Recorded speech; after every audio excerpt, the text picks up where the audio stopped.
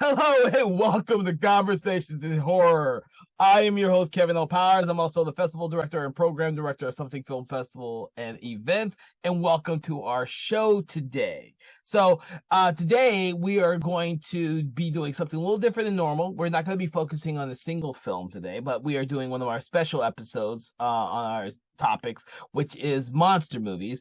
Our top 10 favorite monster movies. Not so much that it's the best monster movies out there, but our favorite monster movies. And to talk about this is my good friend Thomas Taylorello, who is here to kind of wax quixotic about monster movies. Thank you, Thomas, for joining me on this conversation. Wax quixotic. I've never heard somebody say that. But the monsters are definitely going to groove tonight. I'll tell you that much. Yeah, and I'm a little excited about this because I'm a huge fan of monster films. But I will have to say, with a caveat, I kind of limited myself on particular monsters. I did not put any monsters on my list that were human related. So one of my favorite films of all time, monster wise, in my opinion, is Nightbreed, but I didn't include it on the list because they're all really humans that have been either resurrected, so to speak, or are still human or came from human aspects.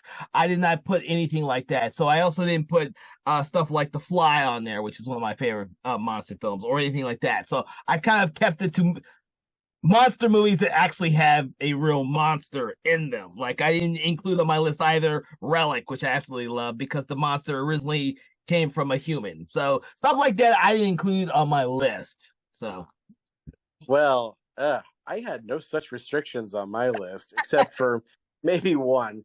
Uh, except that I didn't put. I did restrict myself to mostly movies that I feel like, while they're maybe cinematic masterpieces, I feel like some of these movies that we might throw in this conversation about the best monster movies of the 80s tend to get talked about a lot. And so some of these I feel like maybe a little overexposed. So some things like, say, American Werewolf in London, I feel like people have talked about way too much up and down. I like that movie, but for purposes of this list, it's not going to make an appearance. Um, uh, I also deliberately avoided putting any zombie movies on this list because they are a particular kind of monster that I feel like always should get their own list. mhm. Other than that, oh, well, I suppose, talking about what makes a monster, I suppose I could say that I interpreted your restriction a little literally, in the sense that I didn't include any slashers on the list. Because if you think about it, especially in the 80s, a lot of the typical slashers that we consider are really just monsters. Especially once Jason 6, I believe, yeah, Jason Lives drops. Jason is no longer a human man. Jason is now a zombie. So So now, from then on, the Friday the 13th movies are zombie movies. So, yeah. And you can do this. You can make the same argument about the Nightmare on Elm Street movies. Those are all ghost stories because Freddy is just a ghost mhm. that kills people in your dreams. So, technically speaking, ghosts and zombies are excluded from my list, Okay. So uh and serial killers. So no Hannibal on this list, even though that's a '90s, I think. Anyway. I don't think we limited ourselves for any type of decade or years or anything like that. So I think we're good. Mhm. So this being what we're gonna start off with, we're gonna start from number 10 and work our way to number one. I'm gonna let you start off with your number 10 movie. So I was told there'd be a top 10 '80s monster movies. So I'm gonna pick with my number 10. Before, of course, I think I'll. I'm just gonna say I had a hard time just picking 10. Okay. Um, originally, like, we were just gonna do 5, and that was really hard. Even now, expanding it to 10, I was like, like, it's got to be something that I really loved, that had an impact on me as a kid. Hmm. and hasn't been overexposed, but also like I can pinpoint to a particular thing that makes it a monster movie. Hmm. And I feel like what makes something a monster movie, you have to say it has to include some kind of monstrosity, an other that is an outsider, comes into our human experience and has to be dealt with. Hmm. You know, whether it's an alien or it's a genetic freak or whether it's a deformed human or a prehistoric monster coming out from the ice. You know, it's a thing that should not be. So that's the one thing I think all these things have in common, is that they are things that should not be, people who should not be alive, creatures that should not exist on this planet, but yet they do, and they all represent things that we're terrified of. Um, and like I said, I couldn't limit it to just 10, so I've got a runner up that I think I'll reveal at the end because it's kind of a wild card. Okay. So number 10 for my list of top 10 great 80s monsters movies is Phenomena by Dario Argento. Um, so those of you who don't know this movie, it is the last good Argento movie before he does opera. And opera is great until like the last scene or second to last scene. Once the crows peck out the eyeball of the actual killer, opera just kind of goes down and crashes and burns. It's a fantastic giallo up until that point. But right before he did opera, he did this movie, which, slight spoilers, does count as a monster movie because you find out that the killer in this movie is a monster of sorts, and he's a terrifying monster. I have to say, the reveal of this monster haunts my dream.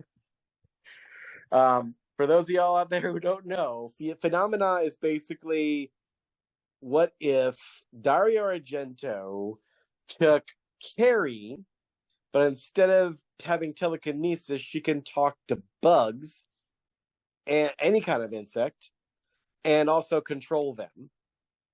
And also, she doesn't have a weird psychotic mother. Instead, she has Donald Pleasance, who is this guy in a wheelchair who's studying her abilities. And also, there's a murder mystery. Hmm. And she uses her powers and her connection to the insects to help solve this murder mystery.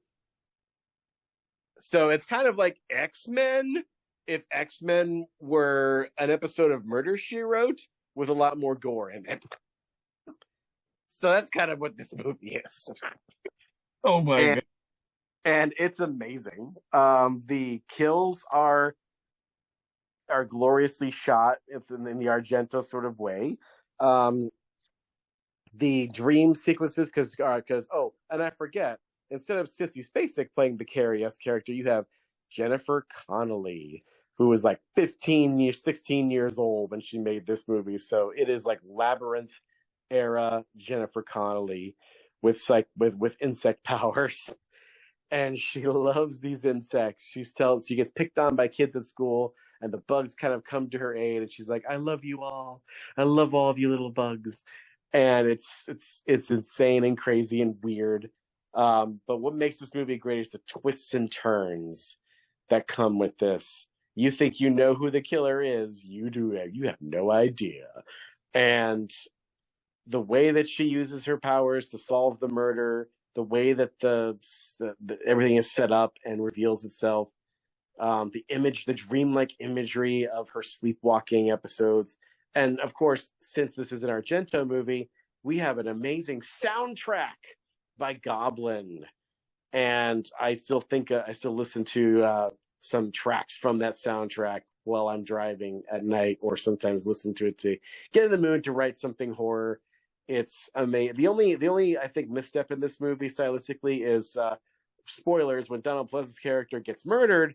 They see him taking, and she sees them taking away his body for whatever reason. The music in the background while they're taking his body away is "Flash of the Blade" by Iron Maiden. which I guess is meant to be foreshadowing because spoilers. Um, his pet chimp uses a razor to get revenge on the actual killer. So I guess that was meant to be a joke, but I'm not sure it quite works.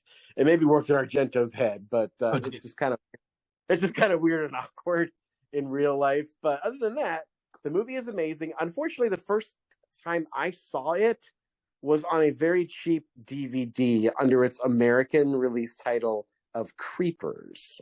yes. And that version of the movie is heavily censored, is 4:3, and the picture quality is terrible, and I'm sure some of the sound cues are probably off. But thank God, people at I think Scream Factory or Vinegar Syndrome have put out a beautiful looking 4K of this movie and has restored it to its original glory under its original title, Phenomena. So everybody should check out Phenomena. All What do right. you think, Kevin? Well, I'm not gonna say what I think about the movie because I have different opinions on this movie. But I am gonna go to my number 10, because I want everyone to listen to your list and get your impressions of why it's on your list. Now, for me, my number 10 is because my list is based not on whether the quality of the actual films themselves, but more or less whether or not I thought the monsters were effective and I like the monsters. So with not my number 10, this will be a polarizing one for a lot of people, is 1988's Watchers. When I originally came out, I loved that fucking movie because I was a huge fan of Corey Haim at the time, and I thought that was the coolest fucking movie ever. uh, the thing is that this is a borderline film because in reality, since I've never read the book, the monster in the film, I don't actually know if it was based on a dog because its companion is a dog, or if it was just a genetically created monster from the very beginning. One day, I plan on reading the actual Dean Koontz book that the movie is based on, because from what I've been told, none of the Watcher movies actually follow the book. And it'd be interesting to see because I'm a huge fan of Watchers and Watchers 2. Yeah. Yeah, the only Dean Koontz book I have in my collection is Phantoms. And I hear it's much better than the movie, which maybe is not So the movie is horrible. It has a very good at first act when they're trying to build up the suspense and everything, but by the time they get to the second act, the whole movie completely falls apart. And I saw that movie at the theaters, and even when I was young and saw that movie at the theaters, like, what the fuck? And I still hadn't read the book either. But I was like, what the fuck? So thankfully, Phantoms is not hopefully on either one of our lists. No, but number 9 on my list does have to do with some supernatural goings on and other dimensions. It is The Gate from 19, I want to say 87. When I compiled this list, I found out that the late 80s were apparently a banner year for horror. So many of my lists came out in like 85, 86, 87. Most of mine are 86, 87, 88 as well. So to people who grew up watching these films like I did are gonna be very familiar with a lot of the movies on my list. But the Gate is one I completely forgot about. I've seen the Gate a billion times as well, and I love the Gate. Yeah. You got one that I forgot on my list. Oh, that's wonderful. Well, like I feel like the first time I saw it, and I know that people kind of maybe dismiss this movie a little bit. You know, if you're a hardcore horror fan, you dismiss it as like a Gremlins ripoff. This movie is not a Gremlins ripoff. Even though it has little monsters, the little monsters are only just one aspect of this movie's horror. Mm-hmm. I would say because it is PG-13 and involves kids, it does, I think, probably classify as gateway horror. But I would say this is not the sort of thing you should use as your gateway horror right off the bat. This is something that you probably use after your son or daughter has passed through the gateway of, say, Gremlins or maybe a Killer Clowns from Outer Space.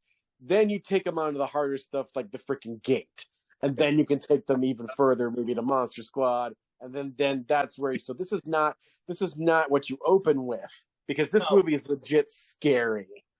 This is a legitimately scary, freaking disturbing piece of Lovecraftian horror with kids.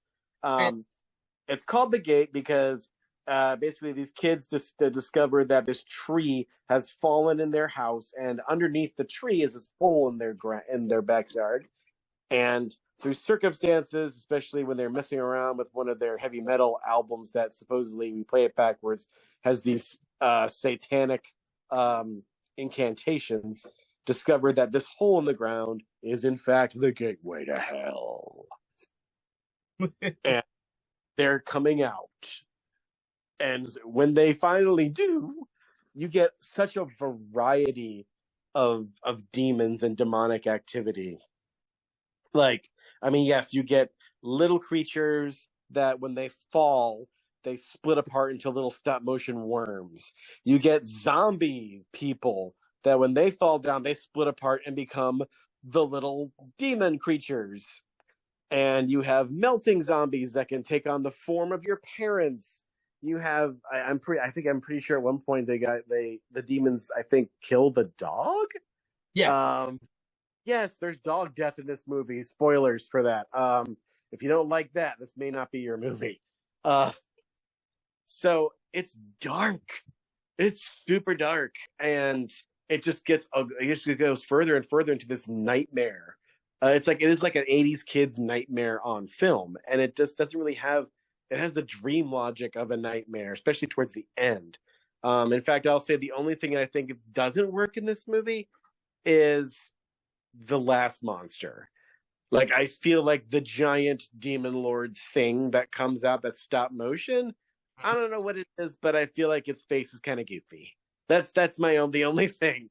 The only thing, he looks kind of goofy. I don't like the design, but other than that, it's great. It's super fun. The sequel is terrible. Don't watch that. But the original, The Gate, is for sure something that sticks in my ribs, and I constantly, every now and then, think about it. And the same feeling of chill that I think about it now is probably the same one that I had when I first saw it. When we were at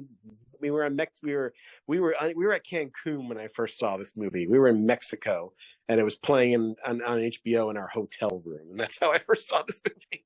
Oh, Jesus. Yeah. So, all right. Number 9. For my number 9, I'm going to go more into the godlike creature realm, and I'm going to go with what's this? 1982's Q, the Winged Serpent from Larry Cohen. Yes. When I was a kid, I saw this movie and I thought, oh my God, this is the coolest movie ever.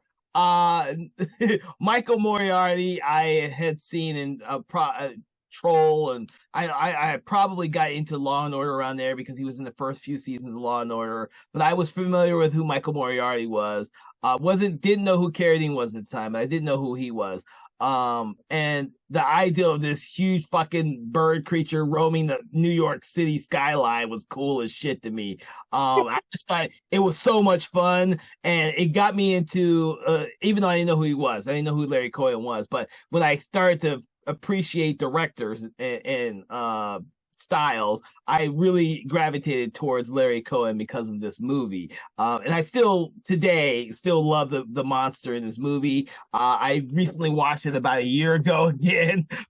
So Q is still relatively fresh in my brain pan. Yeah, I still haven't seen that, but I have always seen clips of it, and I've always been fascinated by the creature and the idea of the creature.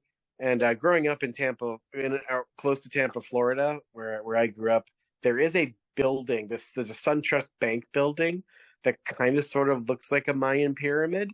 And I always thought they should remake Q the Winged Serpent with a good CGI Q and have him, live in the SunTrust building in Tampa.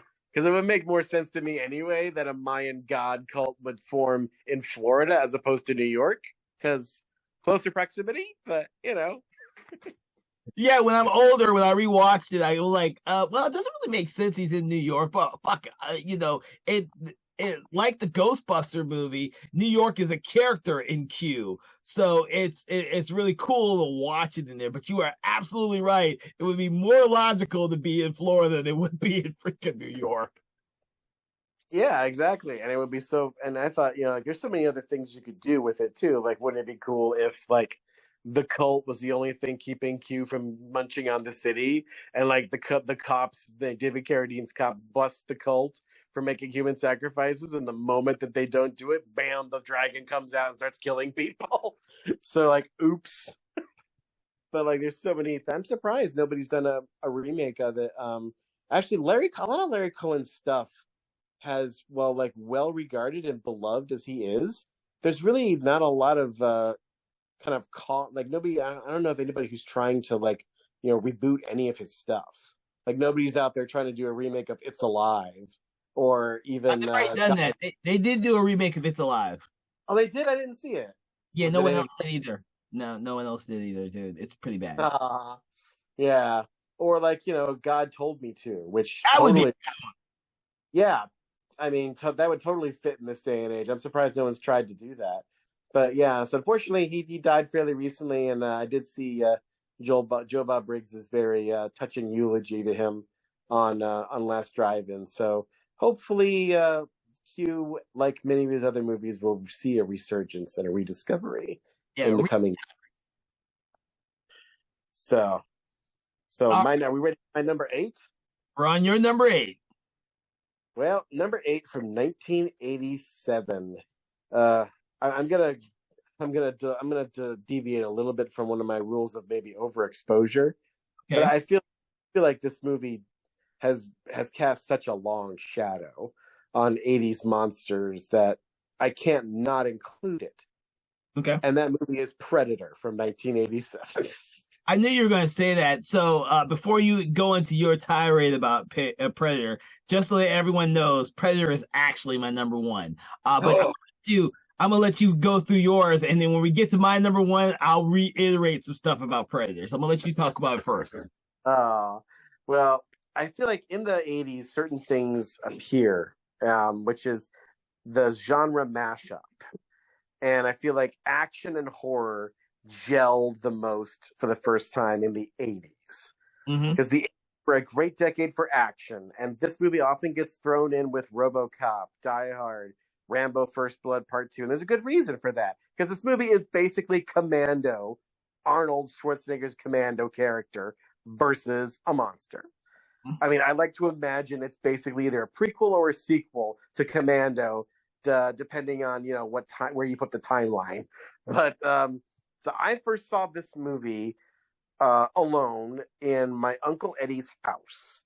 Uncle Eddie was like my dad's best friend. He was a contractor, a carpenter. And for whatever reason, I was left alone in his house with his VHS collection. God knows what I could have watched that day, but thank God he had a VHS with a double feature of this movie and another movie that's up on my list that is also very large in my childhood. But Predator was on it, and I think he may have not included the first few seconds of this movie. Like he may have misdubbed it, because I was genuinely surprised that there was an alien monster in this movie. Like, I thought this was just like an action movie with Arnold, and then all of a sudden, boom, here comes this creature that's invisible. I had no idea he was an alien until like the end of the movie. And so to me, that was a really cool kind of reveal and made it an interesting a film that's unlike any other to me. Of course, then years later, I find out you actually do see the Predator spaceship in the beginning of the movie. Yeah. But most people, I guess, forget about that part, And but like the Predator himself has become this iconic creature, of course, made by Stan Winston on the flight to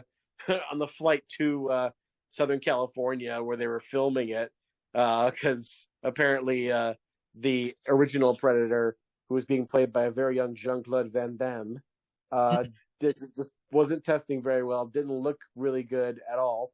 I've seen what it looked like originally. I didn't think it was that bad, but it's kind of more insect-like in the original.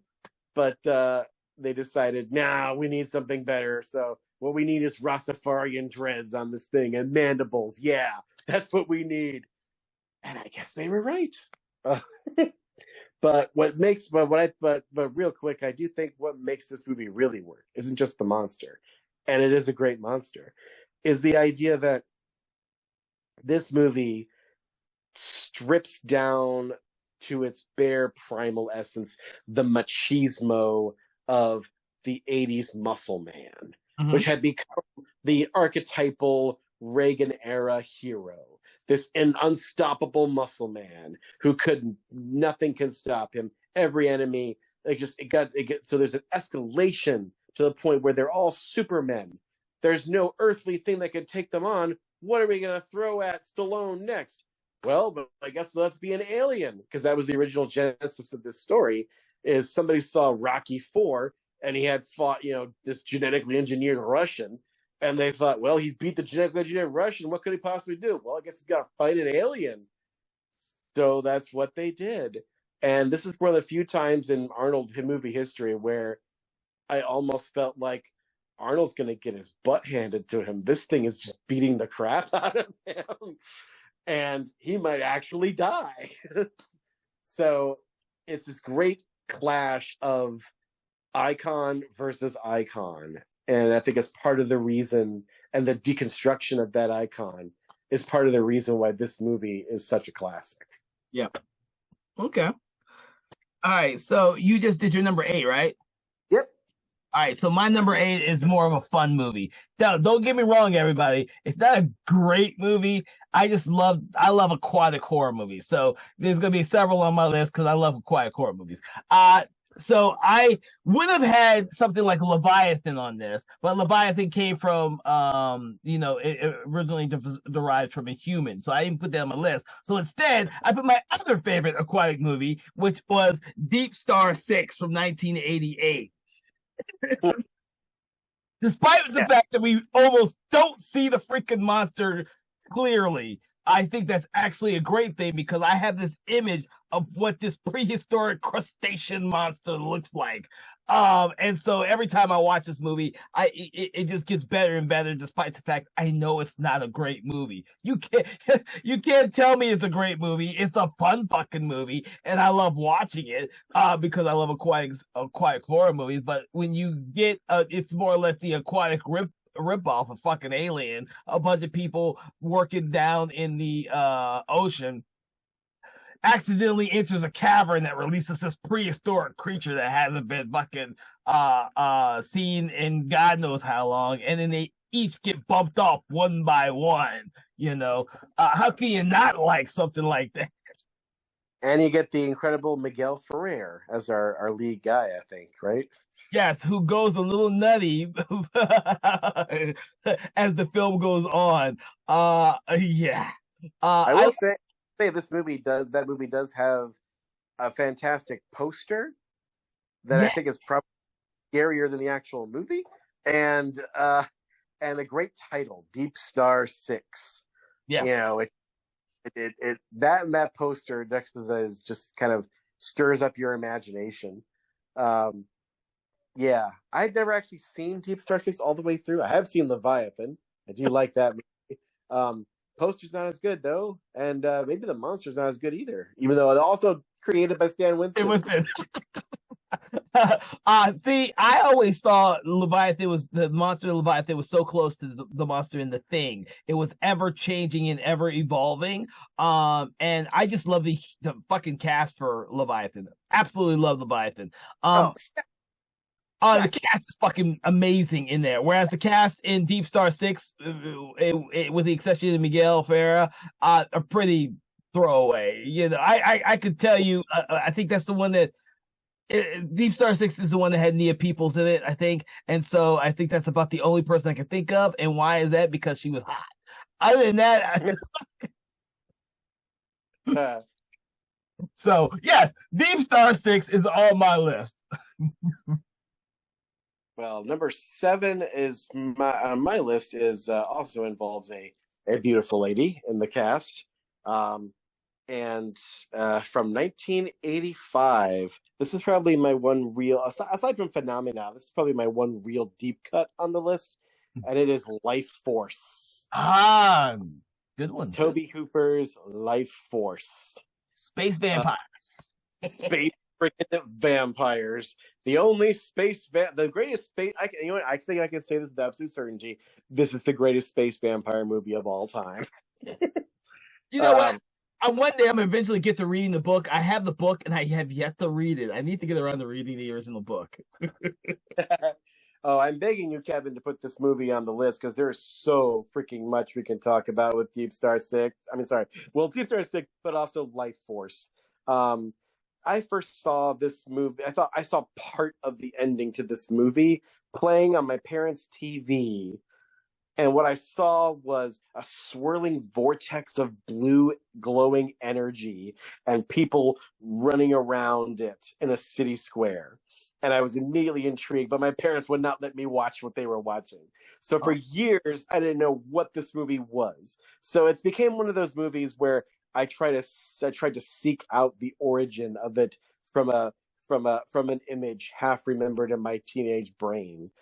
And finally, when I finally figured out what it was, I was overjoyed. Yeah.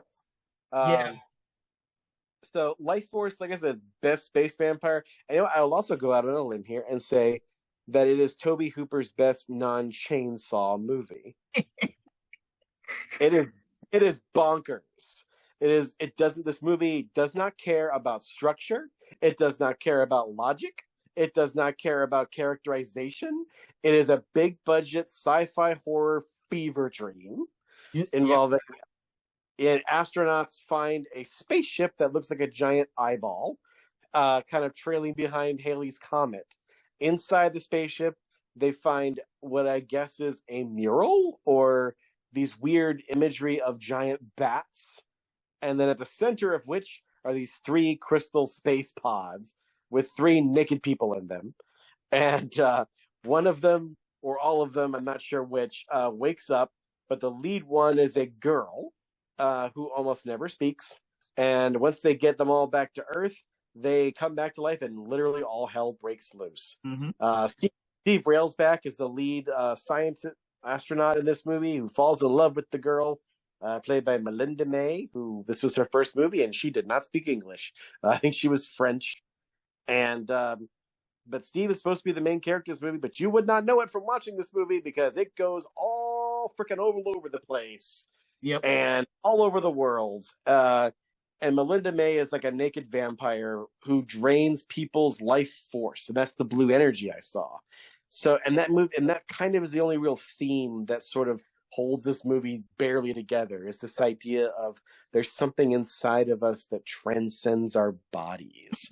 So, this is a special effects extravaganza about human soul. Yes, so, it has some great visual effects, even though the story is bonkers. But we like bonkers movies here. We do. I mean, it's like if you filtered Species through Poltergeist, you kind of get an idea of what this movie is. The 80s were weird, man. And if you want to know how weird, just watch Life Force. All right. My number 7 is much more fun than Life Force, and I'm pretty sure a lot of people have seen it. I'm going to go with the Krites from Critters from 1986. I fucking love Critters, dude. I love Critters 2 too. And even though they are kind of a ripoff of freaking the Gremlins, this is the most fun ripoff of the Gremlins movies out there. I think I had so much fun with this movie. The bounty hunters, the Krites that speak a different language and are smart, relatively speaking, and of course, the fact that they're like little porcupines with their little quills and shit. And it had Dee Wallace in it. So what can you not like about this movie? But yes, I grew up watching this movie and must have seen this one in the part 2, the main course, way more times than I ever should have. Yeah, I think the only reason why I don't have it on this list is Um, I do feel like it's a little overexposed. But also like, uh, I don't know. There's a few other movies on this list that are similar, or at least one other that I think I've probably seen much more than Critters. Not to get me wrong, Critters, especially the first one, has so many fun moments, like the fact that yes, they speak a different language, which is subtitled in English, so we know what the creatures are saying to each other. Things like they have weapons, so what? Bang, and he gets shot. So, yeah, but yeah, I remember actually. I mean, it's a hilarious movie, but yet I remember people, friends of mine, who saw it as a kid and were genuinely disturbed by the first one. Partly because the first one takes place mostly at night, Hmm? and have like these, and the quills and the spines kind of made my friend in question think of like like Revelation, specifically like the creatures that torment people for 6 months. So like there's this weird kind of um, biblical cross references he was making with it.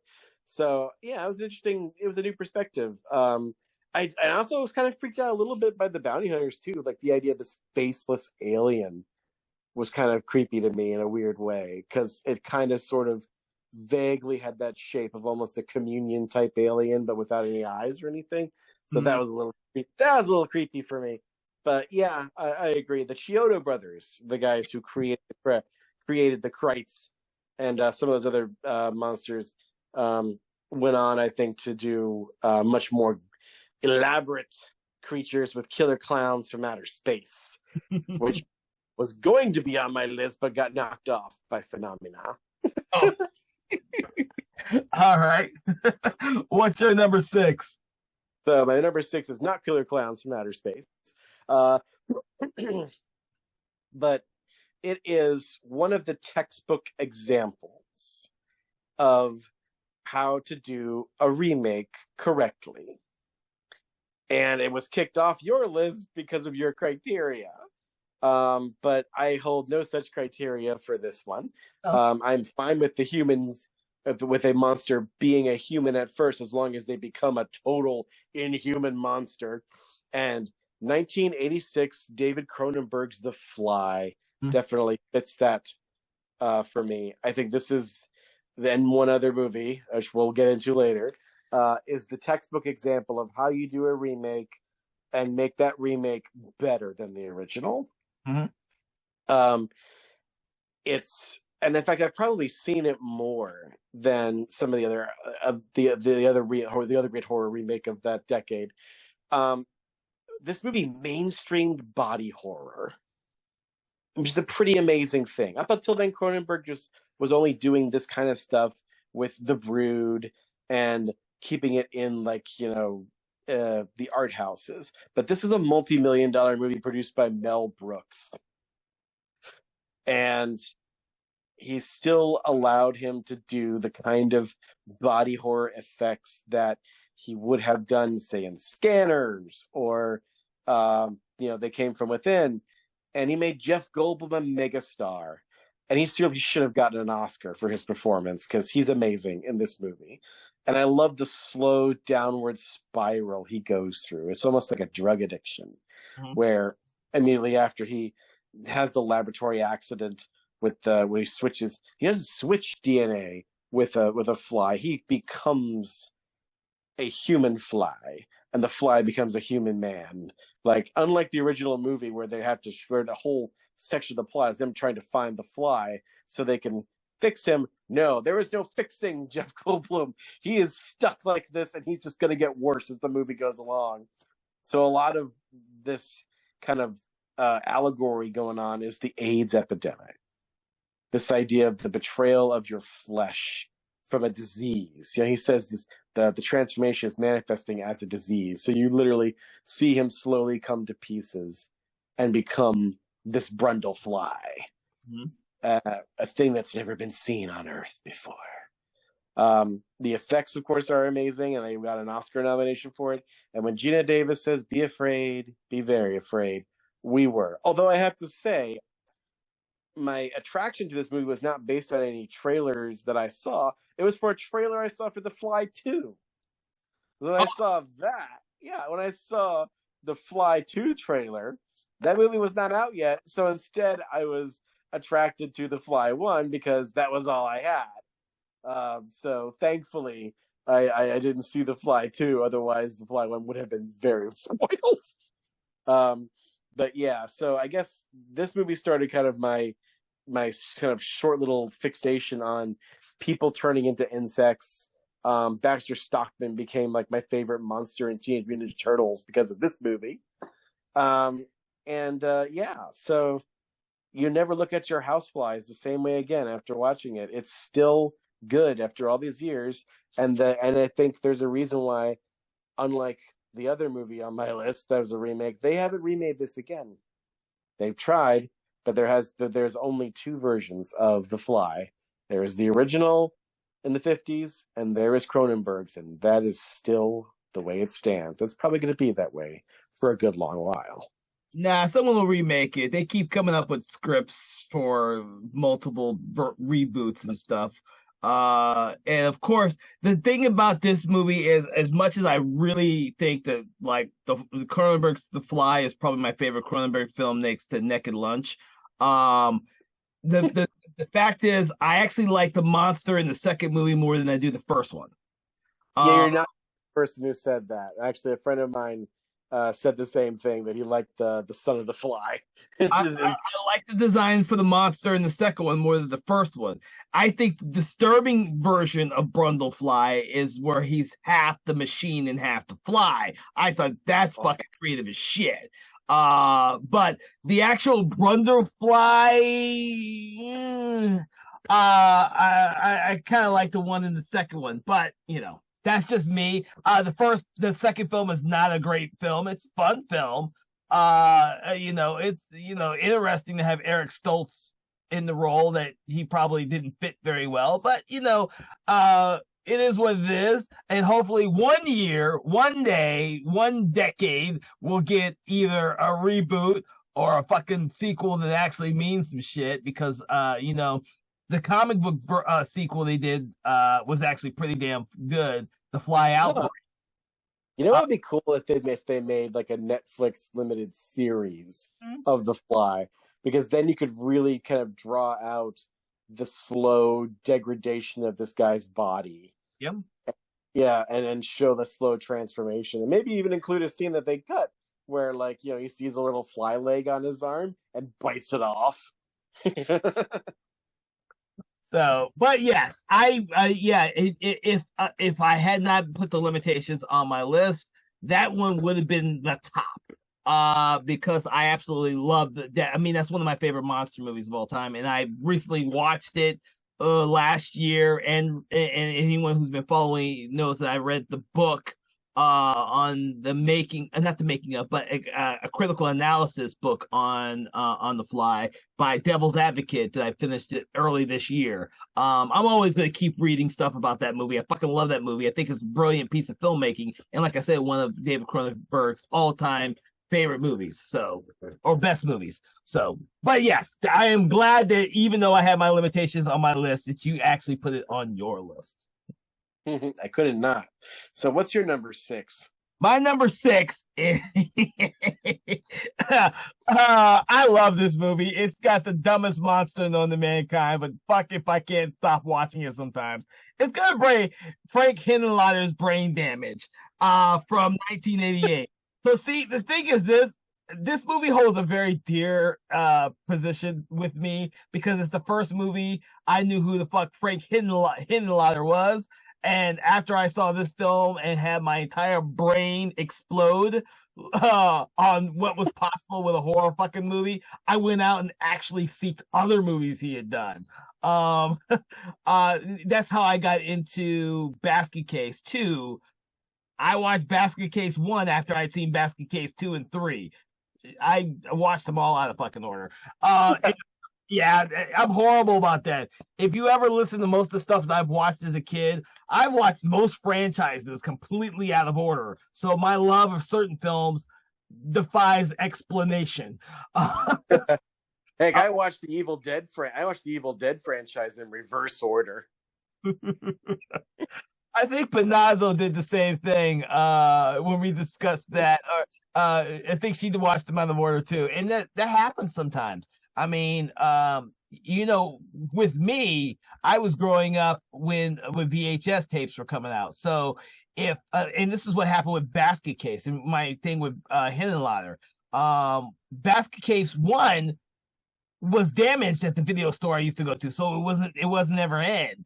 Basket Case 2 came out, and I watched that first. And then, of course, they made Basket Case 3, and then they never fucking got a replacement video for Basket Case 1. So I didn't watch Basket Case 1 until, Jesus Christ, I don't even know. Maybe it was only 10 years ago. Yeah. But what puts Brain Damage above those three in your estimation? However, in fucking Brain Damage is a cool little monster. This little failing fucking little monster that gives you drugs and makes your brain go. I'm like, dude, when I watched that as a kid, I'm like, what the fuck? That's some crazy shit. I was what, 8, 9? I was like 12, 13 years old when I saw fucking Brain Damage. And my parents didn't care about the movies I watched. You literally rent any movie I wanted to watch. So I'm seeing all these movies as they're coming out on video. And when we rent Brain Damage, because I'm a huge horror fan, even in my early teenage years, I'm like, what the fuck is this movie about? Now, I didn't know about drug addiction or any of that shit at 12, 13 years old. I didn't know that's what the movie was about.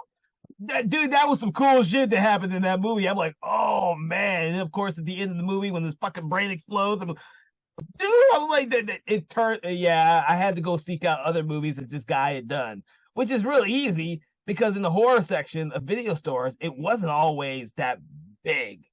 Not every horror film was on VHS at the time. And of course, once these video stores bought one copy of it, if it got damaged because it's a VHS tape, they're not gonna replace it. You'll see the box still there, but you're never gonna see the video that goes with it.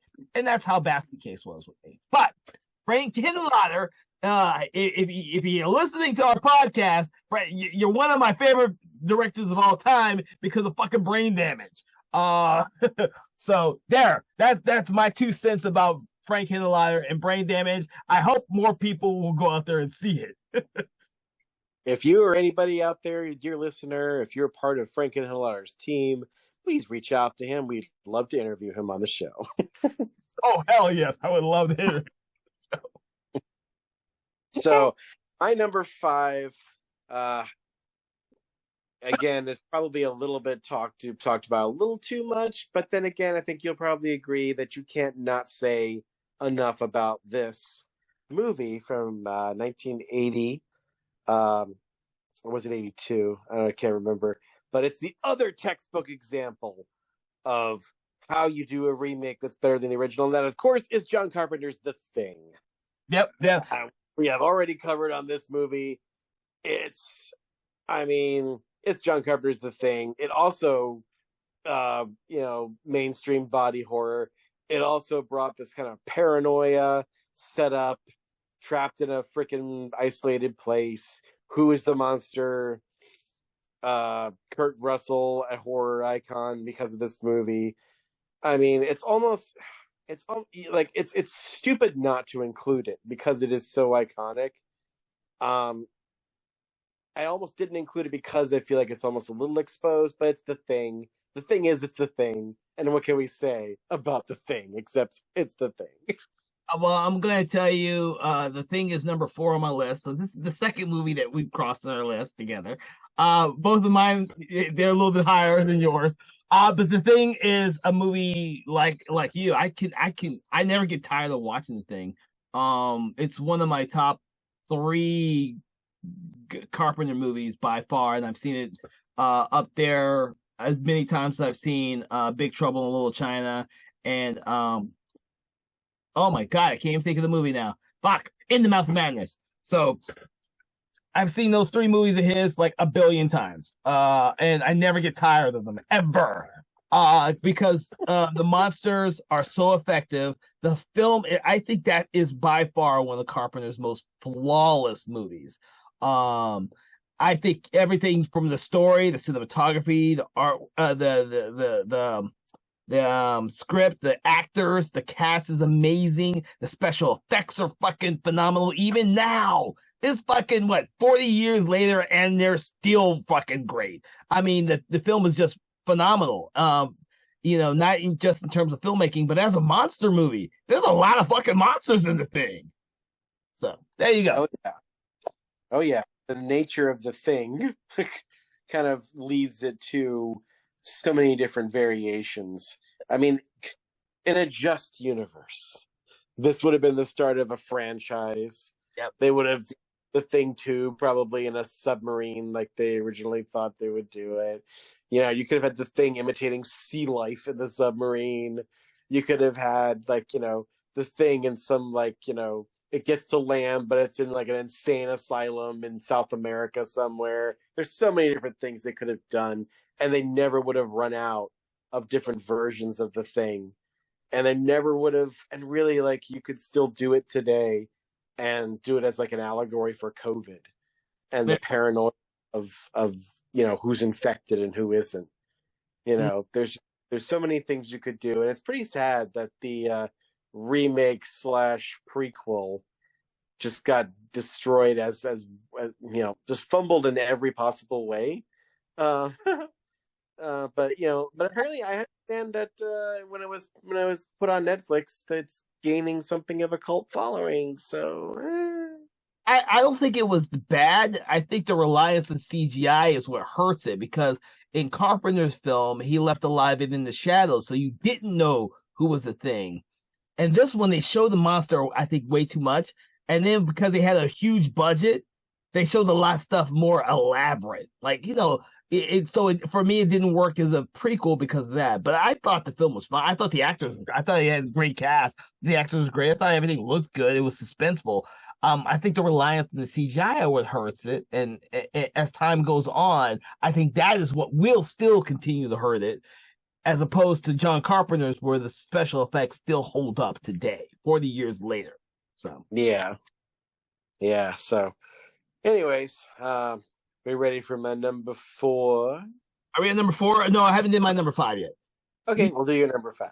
Okay, so I don't know if there's going to be anyone out there who likes my movie for number 5, but I think that's the theme of mine. I think I love monster movies more than some people out there, and so people just don't like the monsters that I like. So my number 5 is going to be a really fucking polarizing movie, and it's Rawhead Rex from 1986. I fucking love Rawhead Rex. I love that monster. That is the cheesiest looking fucking monster that you could think of, with a man in a freaking mask and everything and all that. And it looks, it looked fake back then. It still looks fake today.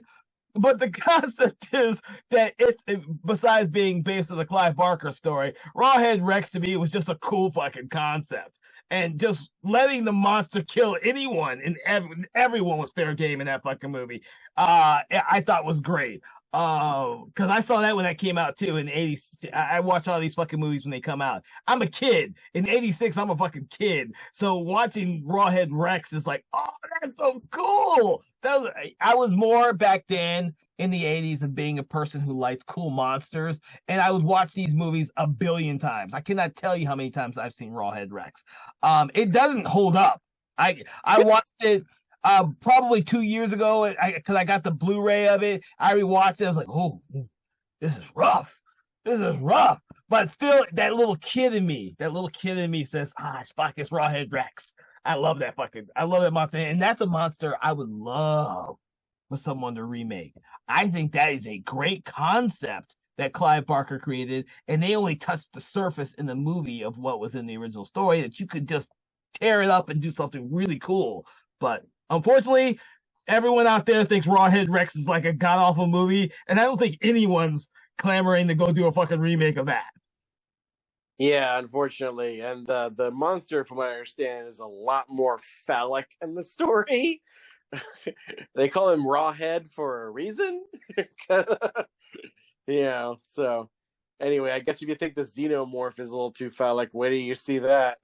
But I think my equivalent even though it's not formally on this list. I mean, I probably should. I'm gonna cheat a little bit and kind of like wedge it in as like a 4.5. Like my equivalent of Rawhead Rex is probably Michael Mann's The Keep. Oh, we still need to see that. I have not seen it yet. It's still sitting on my shelf unwatched. I haven't watched it yet. I don't know how you got it. Must have been like a bootleg DVD because I saw it. I first saw a VHS port of this movie on Netflix years ago, and I could tell it was a VHS port because it was in 4:3, and the picture and sound quality were awful. But even so, even then, Michael Mann's dreamlike imagery still shined through it. And now I've been able to track down. I think iTunes has the letterboxed version of the movie that has a few more scenes in it. It's probably the best version you're ever going to find, unless you buy the laser disc, which there was a brief period of time in my life where I considered collecting laser discs just so I could have a copy of The Keep. The monster in that movie, in all of its forms, to me is super dang cool. And I was so interested in this idea of Nazis coming to a castle keep in Romania and not listening to the words of the frightened villagers and unleashing this demon that this keep was built to keep inside, not to keep anybody from breaking in. And the demon slowly forms as it munches on the souls of these Nazis, and just the themes and the stuff in it kind of struck me, and like I entertained briefly thinking, oh, maybe I should do a spec script of a remake of The Keep, because the book is so much more interesting too. I read the book and I'm like, oh, so I bought the book and like wrote all sorts of notes in it, and I feel like, yeah, that somebody should do a reboot of The Keep and do the franchise that they promised, because that book is the first book in a long series. Oh, okay, I didn't know that. Yeah, it was called the Night World Cycle. So yeah, it's like, I think it's like 7 or 8 books or something like that. And also it's part of like this expansive like universe that the author created with this other series of books called the Repairman Jack series. It's set in the same universe. They cross over. Yeah, they cross over with the Keep, the Touch, the Tomb, and Reprisal and Revival. So like those are all the different titles in that series, and man, they should definitely do that as a cinematic universe. So yeah, that's my 4.5. So number 4 is a very personal one to me. Number 4, but I think it has in common with The Keep the thing that you can't freaking get this movie in the form I saw it on DVD or anything except freaking VHS, because Roger friggin' Corman won't give the rights to this freaking movie, at least in the version I saw. And this movie is Godzilla 1985. Oh, they released it on DVD? Yep. Well, then I better find it, because for years I could not find it. It is I believe it is a special feature on the original Return of Godzilla Blu-ray/DVD. Because on all of the redone Blu-ray versions of the Godzilla movies now, they also have the American versions, so people can watch the American versions, but they're special features. That is weird, because I have, maybe I don't have the original, but like I have the Blu-ray of Godzilla Returns, which is the Japanese version of it. No, it's called The Return of Godzilla, not Godzilla Returns. They're 2 different movies. Yeah, I know. I got that, but I've looked through this, and I cannot find as a special feature the American version of it. So, and believe me, I have looked. Man, I have looked. So I first saw that version of it which has Raymond Burr in his full Perry Mason-ness, still reintegrated into it, and I think that may have been one of the few things that I saw on that we did rent from the rental store, because it came with a animated short called Bambi versus Godzilla, where Mm. you just see an animated deer frolicking in the woods going, and all of a sudden Godzilla's foot stomps it to death, and that's it. That's the short. But after that, 7-year-old me, if you'd ask 7-year-old me back in the 80s what the best monster movie is, he'd probably say this movie. Because Godzilla had become kind of a cheesy icon up until this point, ladies and gentlemen. But this movie strips all that cheese away and brought Godzilla back to his roots and pits humanity against him. There's no other monster in this movie. There's just the human race and their machines that they build to try and kill him unsuccessfully. Correct. Although the scariest monster in this movie is not Godzilla. Scariest monster in Godzilla 1985 is the sea lice at the beginning of the movie that apparently were munching off of Godzilla, and that's how they got so big. There's a whole terrifying kind of opening to this movie where the ship, the Yatamaru, encountered Godzilla, and you don't see him. And then the next day, one of our main characters finds the ship adrift and goes for this tour, basically, and tries to find any signs of life. And you just see just blood and just bits of dead bodies here and there. And he sees that desiccated corpse still seemingly operating the radio. Now, the English version that I saw, you do hear the Coast Guard coming in, trying to hear them. In the Japanese version, you don't hear anything. They're still unsuccessfully trying to hail the Coast Guard. So I think actually in the American version, it's a little scarier when he turns it around and you see the dead body with the guy droning in the background. Coast Guard Cutter Central calling Yatamaru. Yatamaru, do you read me over? That's burned in my brain for some reason. So the whole ghost ship section of it's pretty terrifying, and then when the sea lice attacks him, it's even more terrifying. But I think in the Japanese version, you see a lot more of the sea lice, so it's not as scary. But yeah, scared the crap out of me. Godzilla, when you see him, is terrifying. The special effects are a lot better, so the city's destruction looks more amazing. Godzilla 1985 may have also been the first Godzilla movie I had ever seen that wasn't cheeseball. I will say, first of all, you are right. I've only seen it because I forget I fucking have a VHS of it. That's how that's like, you're absolutely right. I kept thinking it was on the Blu-ray because I have the Blu-ray just like you do, and I just realized, no, it doesn't have the 85 on it. I have the fucking VHS copy of it because I have the VHS copy for like 40% of the original ones. Because that's how I started collecting Godzillas on VHS, and I never got rid of them. So that's how I've seen it, and I agree with you because that's the first one I saw was 1985 as a kid because they played it everywhere. It was on TV all the time.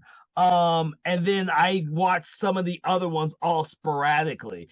It has just been recently, over the last year and a half, that I've sat down with my 5-year-old son and we watched all the Godzilla movies up until the new ones, the Monarch ones, because I just wasn't sure if he was ready to watch those, but I guess he is because we started watching 2 of the Monarch ones. But he's seen all those and he fucking loves. I've got him integrated into our Godzilla fan club, so he loves Godzilla now. So, but yeah, you're right. That is weird. You know what? I thankfully did not get rid of my VHS copy because you're right. It's not on Blu-ray or DVD. That is so weird. And it's because of legal, because frickin' Roger Corman won't let anyone make it. We're released it on digital. I don't know why. He's probably waiting for it. Well, I guarantee you, there's 2 legal things. One is, the legal rights from Toho, and 2 is the stuff where he shot with fucking Raymond Burr. I guarantee you, it's a double thing. I don't think that Toho really gives two shits about the 1985 version when they have their own. So they're not really gonna let Corman or some other company produce it. There was a huge thing with the rights to the random Godzilla films before they did the big Showa era box set. With like that Criterion did, and you have one of the DVDs of that or Blu-rays of that. That's an amazing set that allows you to watch the different versions of each of the movies. Kind of like I thought the '85 version had been on there. It's not. I'm like, oh, that's fucking weird, but now I understand why. That is so sad though. That is sad. That you can't, Yeah. you know. So, but I'm glad it's on your list. I didn't put Godzilla on your list, on my list, for two reasons. One is I'm way too big of a Godzilla fan, and so I just decided to take it off. It's the same with the Alien Xenomorph. I am way too big of a fan. So those two were like two I didn't put on my list because everyone knows Godzilla, everyone knows the Xenomorphs, and I was like, I don't want to talk about them anymore. So, but thank you for having them on your list because that means I didn't have to say anything other than my 2 cents. So your number 4 is? My number 4 is The Thing, and I'm not going to say much more than I already have. Plus, we've done a show already on John Carpenter's The Thing. If you are listening and you want to know my thoughts on The Thing, just listen to our podcast about The Thing. Me and I can't remember who was on there with me. Who did The Thing? Sarah Panozzo was definitely on that. Okay, so Panazzo was on there with me. We talked enough about John Carpenter. Oh, yeah, that's right, because we de-evolved our conversation to be talking about Kurt Russell. That's right. Listen to that episode of the podcast where me and Panazzo talk about Kurt Russell more than we do The Thing. We're just going to skip straight to number 3 now with your number 3. So my number 3, again, like I said, I think I had my deep cuts already. I'm going to be a little boring. From 1984 is Gremlins. People talk about gateway horror. This is the gateway. Wide is the gate that leads to horror, and it's Gremlins painted on the top of the gateway for many of us 80s kids. So before you start I've had some people say Gremlins is not a horror movie. Au contraire, you guys out there. Because I would argue that from the time the pods first start hatching to the bar scene is pure childhood nightmare fuel. I am sure that I saw this on HBO, watched the tape that my mom made, and watched it over and over again. I did not have a Gizmo when I grew up, but I had a bendy fig of striped gremlin for some reason. So I knew what the gremlins looked like before I saw them in the movie because of that little bendy fig. But ever since then I was hooked, and it was my favorite horror movie for a very long time until Evil Dead 2 usurped it fairly recently. Did you watch that when you were a kid, Gremlins, or did you watch it later? Did you watch it when it came out, or did you watch it later? Well, it had to have been. I remember the first time seeing Gremlins was definitely on HBO because I remember seeing the promo for it, which involved like the Gremlins cutting the power and a little hand going "found, caca." So it had to have been around 86.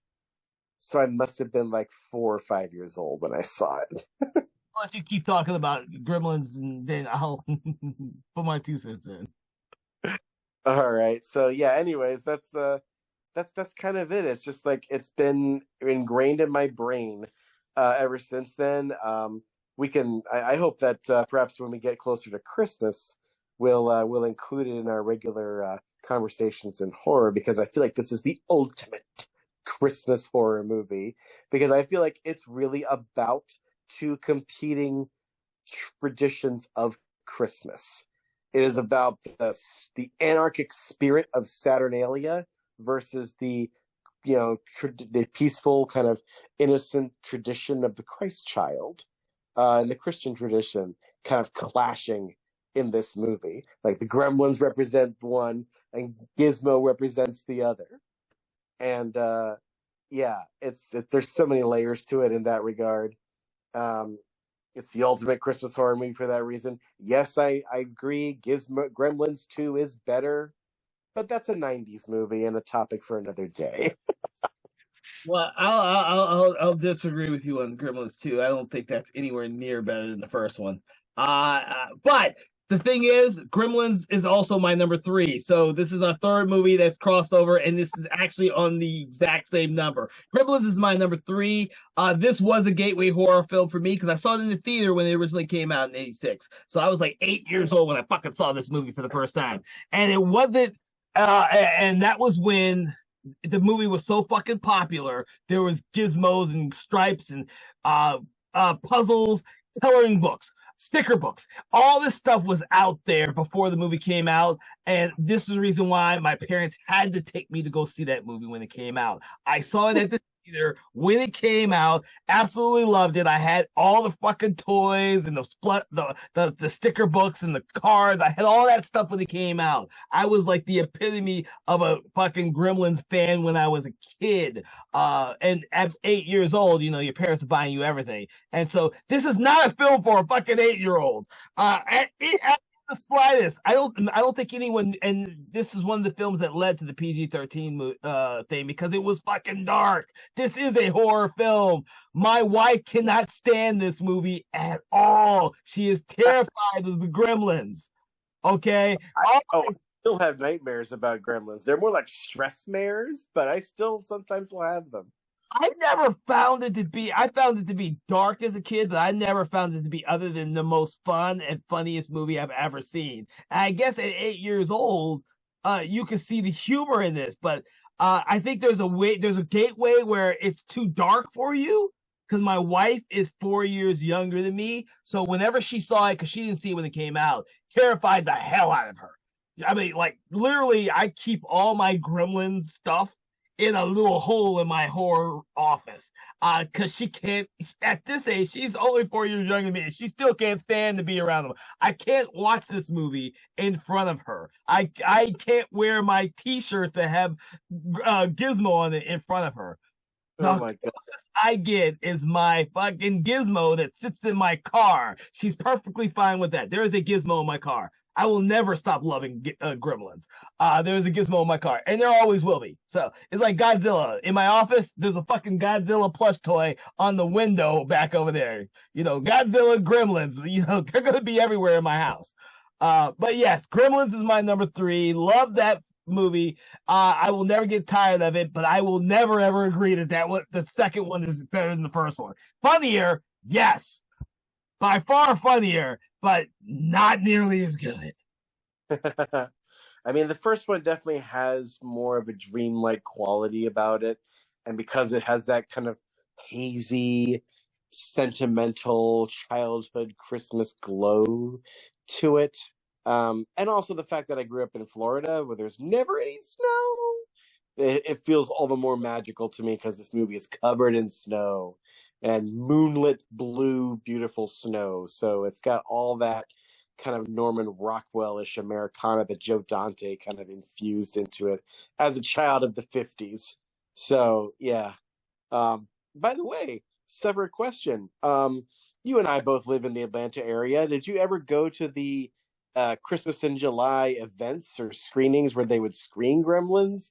I have not. I have heard of the screenings. I did not know they played Gremlins. I wish I had though, because I remember seeing it as a kid. But I don't. It'd be cool to see it again. It'd be like I wish that the Atlanta Symphony Orchestra would play the movie and play the music live with the movie, the Jerry Goldsmith movie. Music. I would fucking love that because he was growing up. The music for this movie was my favorite soundtrack of all time. I learned what a soundtrack was from Gremlins because I would hum this music in my head all the time. It Like, is a score for sure. Yeah. I would say that you still might have a chance to go to the Christmas in July thing because Zach Galligan who plays Billy, the lead of this movie, apparently lives in Atlanta, and so yeah, so every time that they have a Christmas in July event or they screen Gremlins, he generally shows up. And I went to one where they did it at the Plaza Theater, and he was there, and he signed autographs and talked to people, and he did a Q&A with the audience, and I got to meet him, and it was a blast. He was he was a very nice guy, and I got a picture with him and everything, and he didn't charge me for the picture. So Yeah, yeah, that's great because there are some people who overcharge. So if he didn't charge you anything, that's phenomenal, and I would love to meet him. Because he's in one of my other favorite movies, which is Waxworks. So oh yeah, I love Waxwork and Waxwork 2. Now Waxwork 2 is definitely better than the original. Waxwork 2 would make a great TV series where they they are just like so much fun. Like yeah. they are not great movies, but they are like some of the most fun movies. And I will rephrase that. They're probably some of the best movies that have to do with a fucking waxworks, by Yeah, far. yeah, I think you're right because like every other movie that has to do with the conceit of a killer waxwork has something wrong with it. Mm. Like the Vincent Price House of Wax is great for the meltdown scene, but nothing else in the movie is as good. Um, and then of course there's the Paris Hilton House of Wax, which some people say is really good. I haven't seen it. Oh, you haven't seen Eh, it? It has some no. good deaths. It has some good deaths. That's Paris Hilton dies. Yeah, that's the one where she dies, and it's fun watching her die. But yeah, other than that, yeah, that's pretty much. Oh, and of course, what would have been Fulci's last movie, Wax Mask. Oh, But again, that movie is a little marred because of the fact that Fulci died while they were making it, so special effects guy had to continue making it. So, but yeah, no, I think Waxwork and Waxwork 2 are probably the best of that. And Zach Galligan's shows his range when they do all kinds of dimension hopping to different horror recreations throughout those two movies. And yeah, we should definitely do an episode on both of those. I actually just put Waxworks on the first one on the list. I did that the yesterday after we had our conversation. I decided to put that one on there, so that one's on there now. Very good. Well, I look forward to it. All right. So are we on your number two, or because we I think we devolved from our Gremlins. Gremlins was number three. Did you? So we're on number two. Yeah, we're on number two. And when we come to number two, ladies and gentlemen, at last you get to see what the other half of my Uncle Eddie's House double feature was. And it was Aliens by James Cameron, 1986. So this tape had Aliens and Predator on it, and my Uncle Eddie was smart enough to know that those two things go together like peanut butter and jelly. Uh, this movie James Cameron gave us as a gift to us monster kids. For years, this was the one movie that if I was changing channels, which you youngins, that's a thing you used to do when TV would just like send you stuff and you couldn't just choose it. You had to like flip channels. Sometimes you had to flip them with your hand, you know? But if Aliens was playing, the remote control was out of my hand because guess what? We're going to watch Aliens right now. Because no matter what part in this movie you could watch it, it will instantly like just suck you in. Yeah.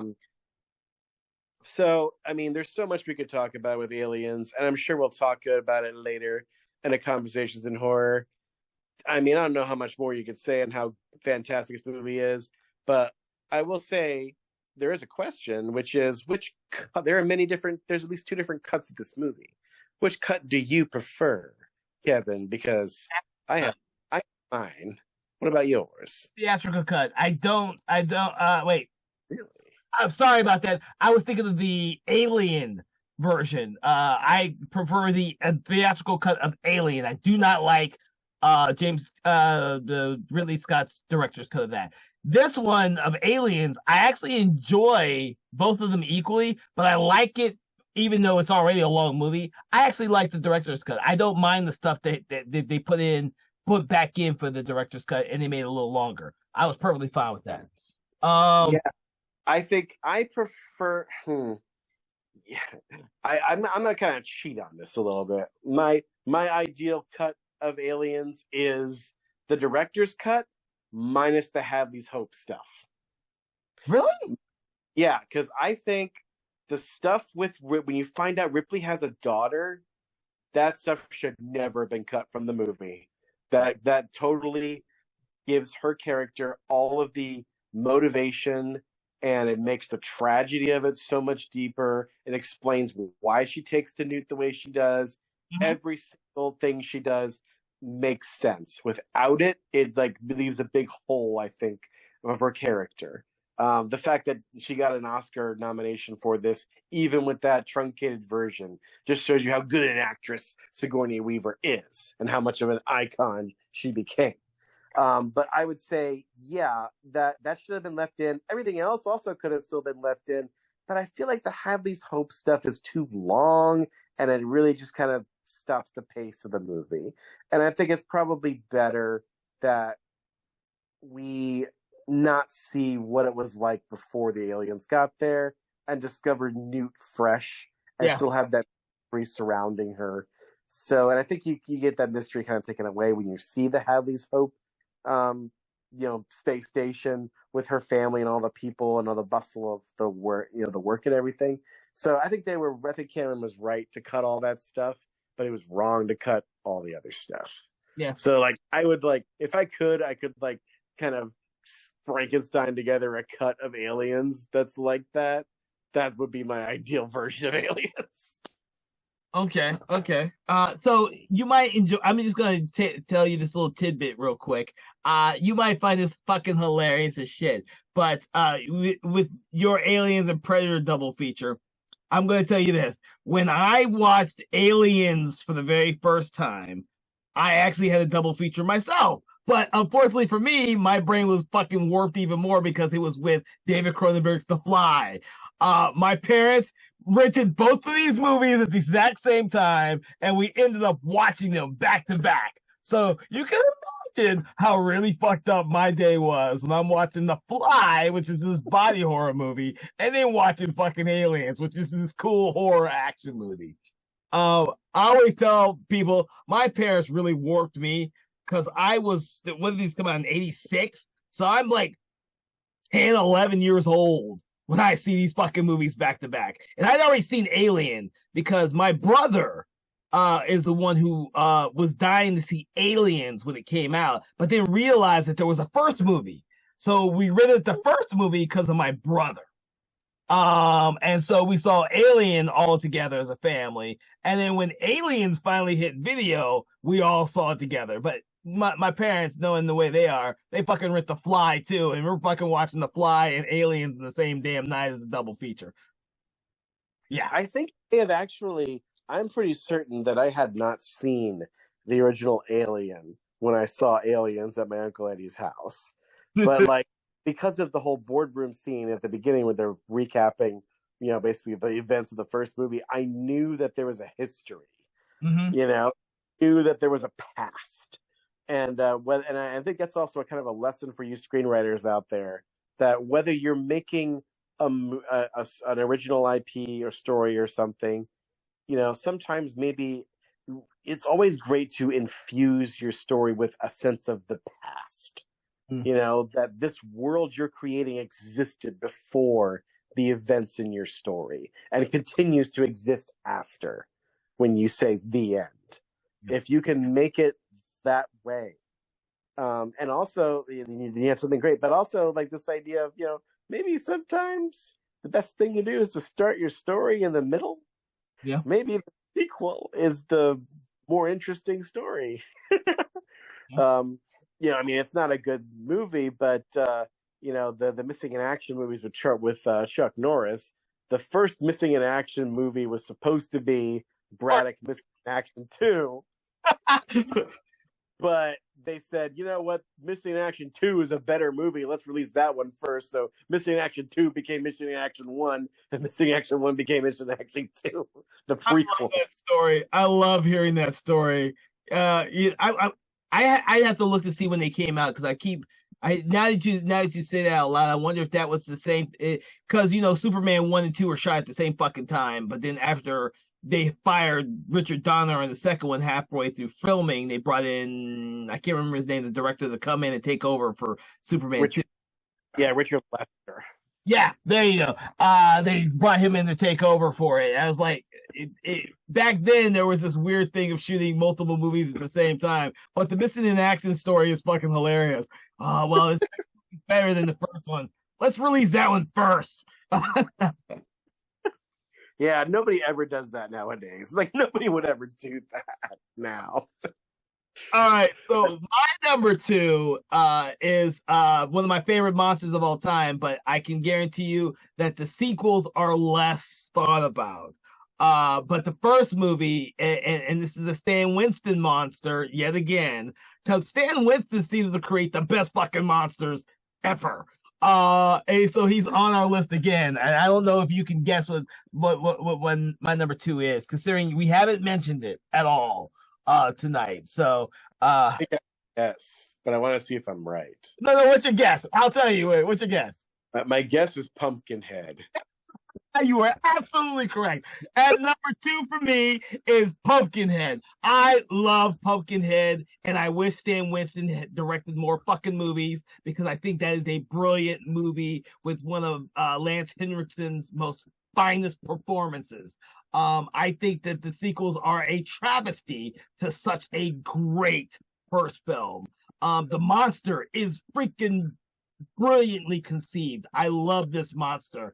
And it's sadly when I don't think Stan Winston had anything to do with the monster and sequels. The monster and sequels look less like his original one. So I didn't know if someone came in to redesign it. I was like, why don't you just fucking use the original monster?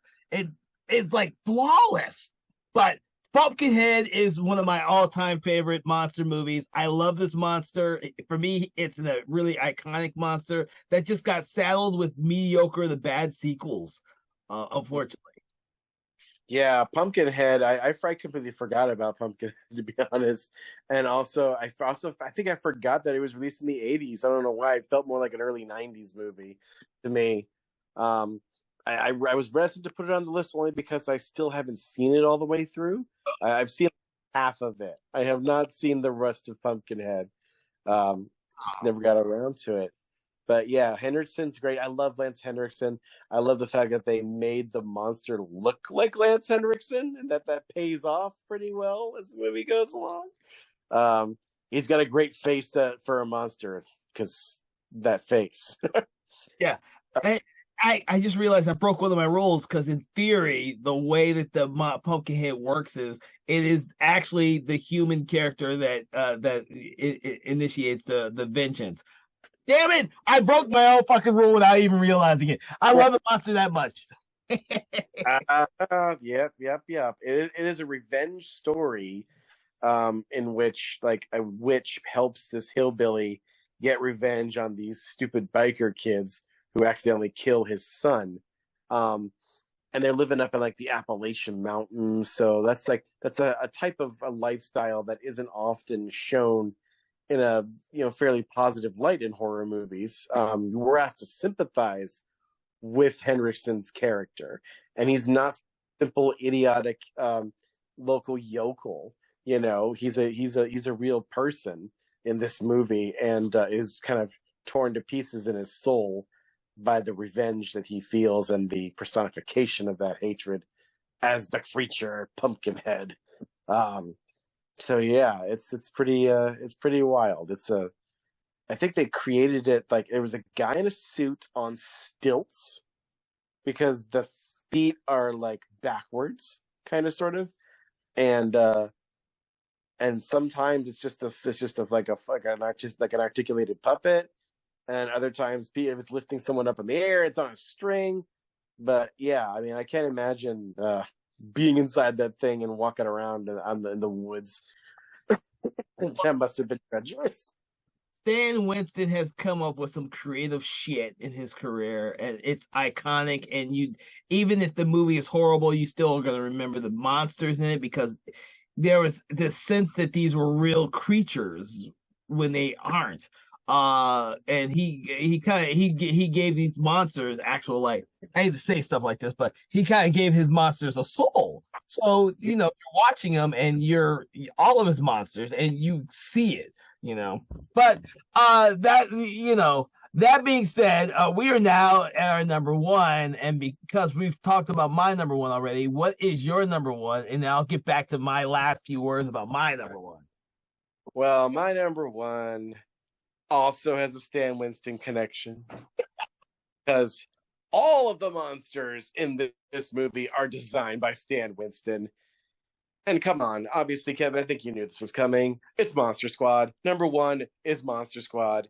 It is the if you're talking '80s monster movies, this there's nothing better than the Monster Squad.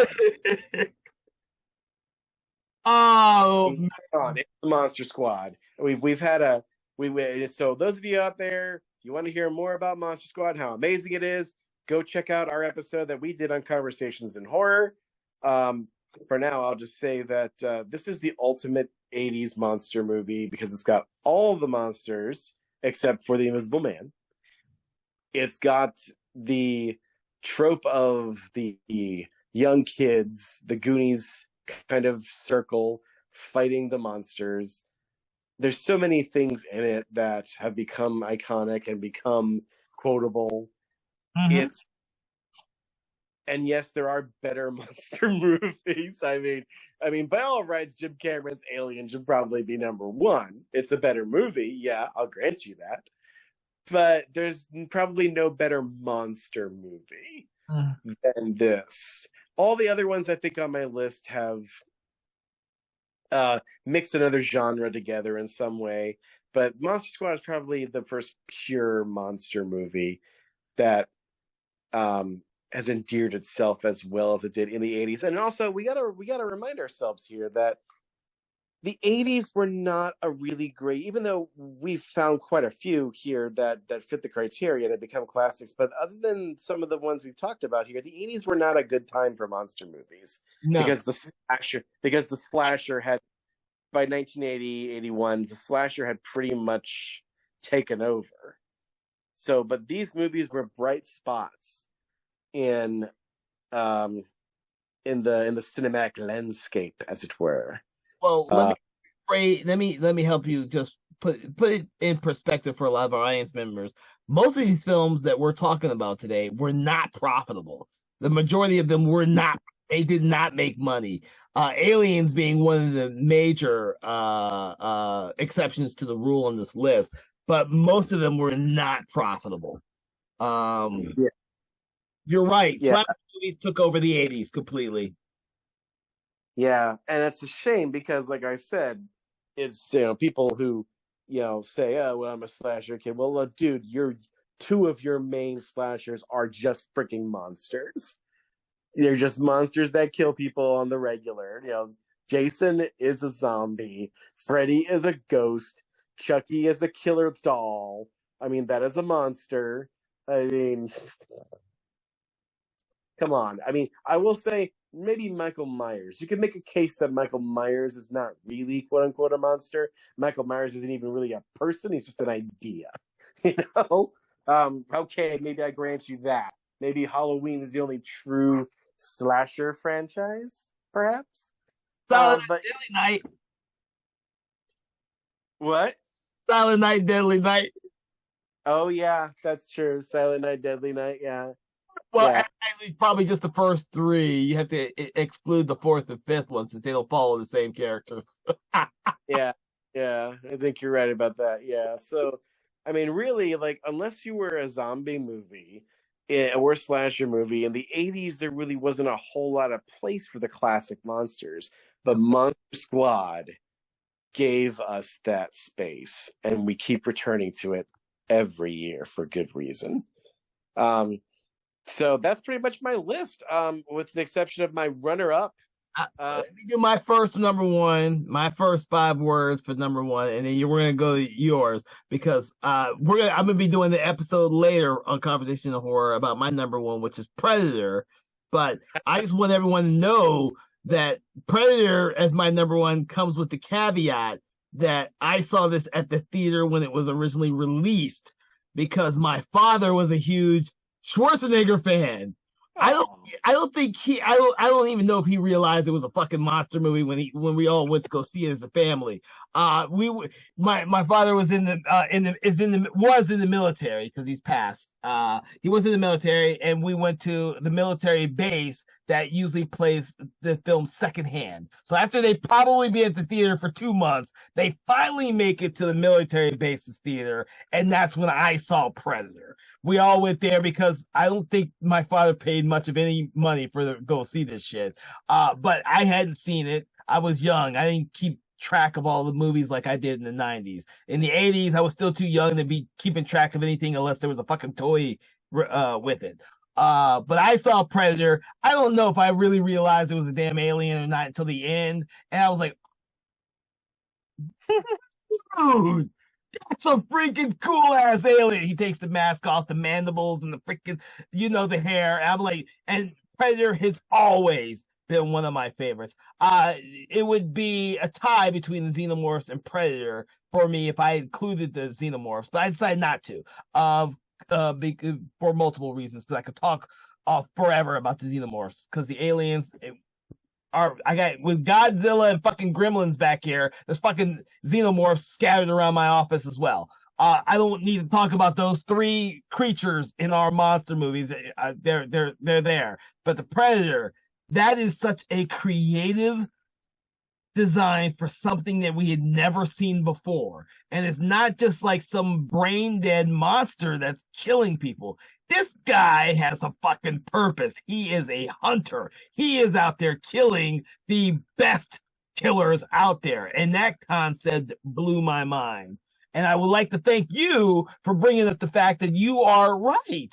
That this movie, Predator, is like the biggest macho movie out there. You got Schwarzenegger and Carl Weathers. They do that in the air.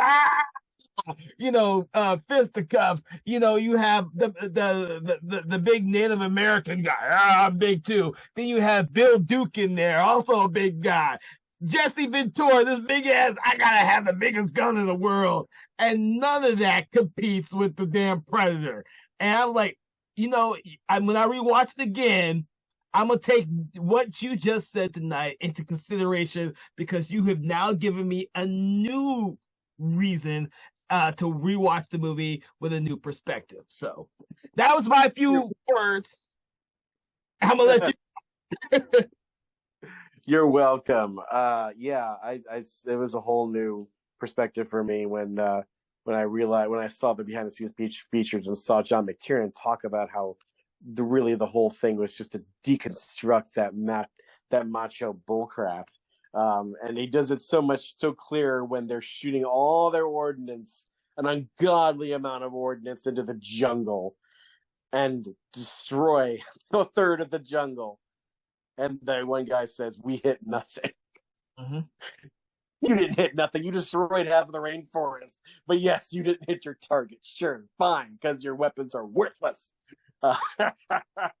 Which, by the way, just makes me kind of cringe a little bit at these freaking cinema bros who were upset that Prey, the prequel to Predator, had a Native American young girl kill the Predator without any weapons, with just her know-how. Which is funny because Schwarzenegger did that at the end of the movie because none of his weapons worked, so he had to make bows and arrows and traps and stuff, which is exactly the same kind of stuff she made. So, screw you guys.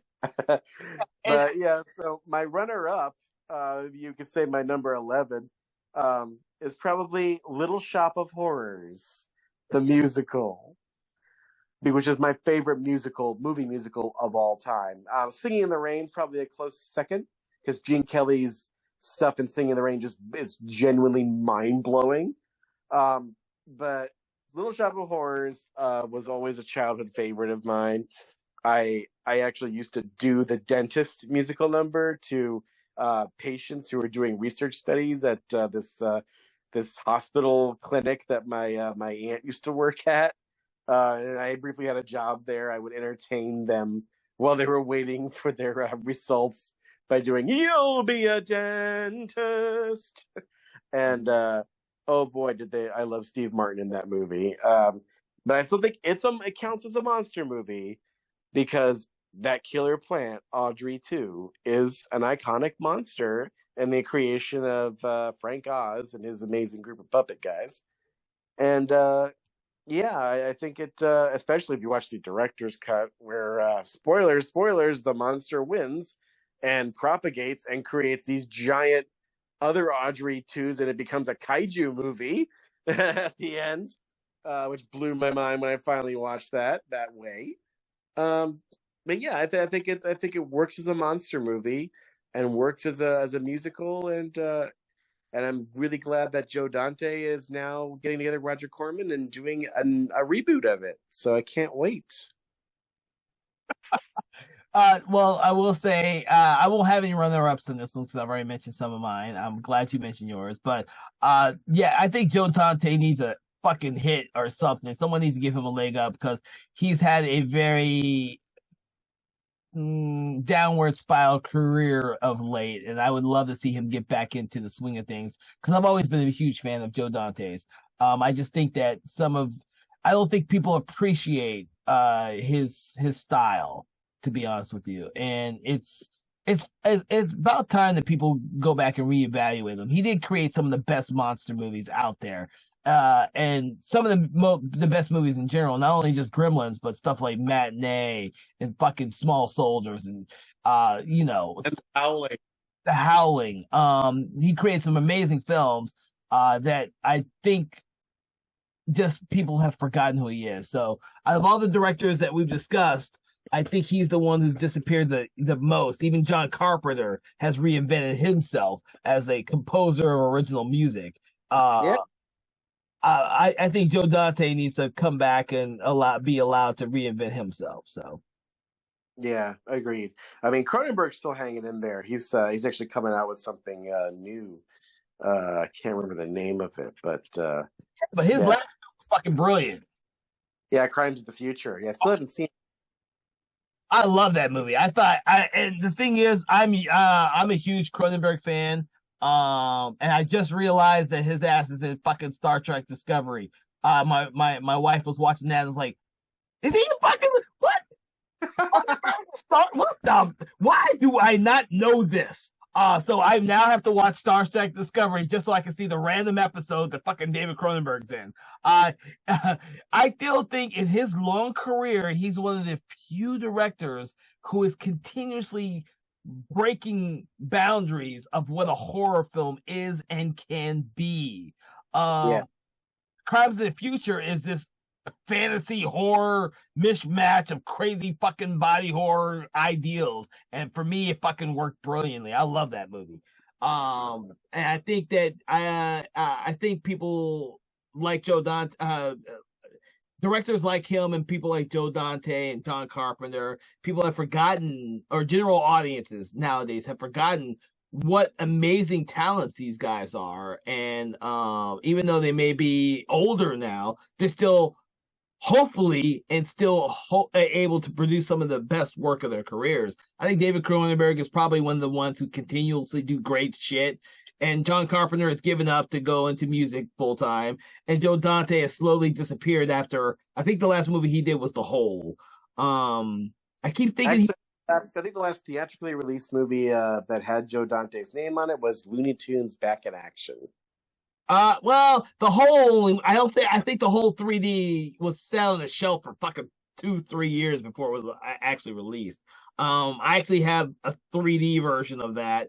But that was at the start of the whole 3D craze when he did his movie, and then it fucking sat on the shelf. I think if the story's correct, his was like one of the last anaglyph 3Ds before fucking digital 3D took over, and that's the reason why it sat on the shelf for so damn long. But no, I mean, I don't even know if you've seen The Hole. I saw it when they released it. I think it got maybe a limited release, if that, before being dumped. And you know, I don't even remember his last big film because Looney Tunes Back in Action, which I enjoyed, also tanked the box office, which was sad. And Jerry Goldsmith fucking score was replaced.